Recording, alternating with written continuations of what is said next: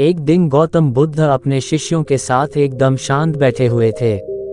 उन्हें इस प्रकार बैठे हुए देख शिष्य चिंतित हुए कि कहीं वह अस्वस्थ तो नहीं हैं। एक शिष्य ने उनसे पूछा कि आज वह मौन क्यों बैठे हैं, क्या शिष्यों से कोई गलती हो गई है। इसी बीच एक अन्य शिष्य ने पूछा कि क्या वह अस्वस्थ हैं, पर बुद्ध मौन रहे। तभी कुछ दूर खड़ा व्यक्ति जोर से चिल्लाया, आज मुझे सभा में बैठने की अनुमति क्यों नहीं दी गई है।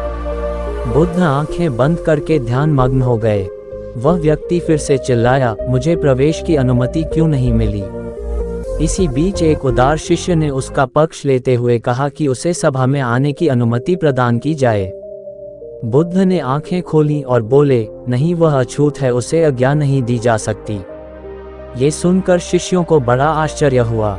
बुद्ध उनके मन का भाव समझ गए और बोले, हाँ, वह अछूत है।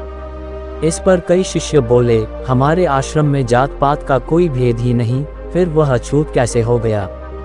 तब बुद्ध ने समझाया, आज वह क्रोधित होकर आया है। क्रोध से जीवन की एकाग्रता भंग होती है।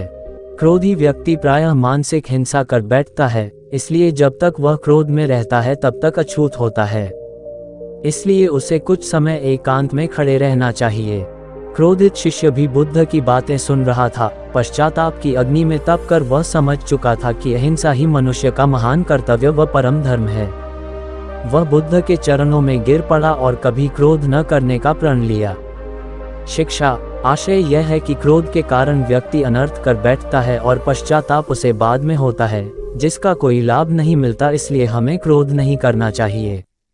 असल मायने में क्रोधित व्यक्ति अछूत हो जाता है और उसे अकेला छोड़ देना चाहिए। क्रोध करने से तन, मन और धन तीनों की हानि होती है। क्रोध से ज्यादा हानिकारक कोई और वस्तु नहीं है।